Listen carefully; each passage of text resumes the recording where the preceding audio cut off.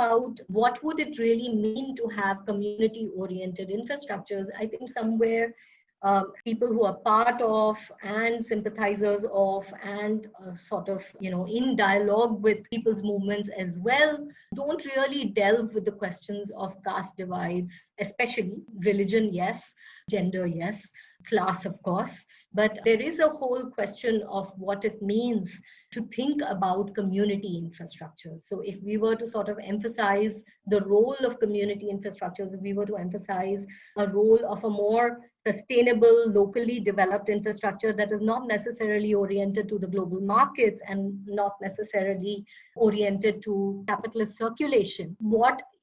How do we define community? And of course, it's useful to go back to the debates of the Constituent Assembly. It's useful to think about even questions of separate electorates and, the whole sort of debate between Gandhi and Ambedkar at the time and what it means. I'm not necessarily suggesting one or the other, because I think these are things that need to come up in sort of a dialogue and in conversation with all of these other people that we are involved with. And in that sense, it's really important to really, I think, spend some really important deliberative time thinking about what is community.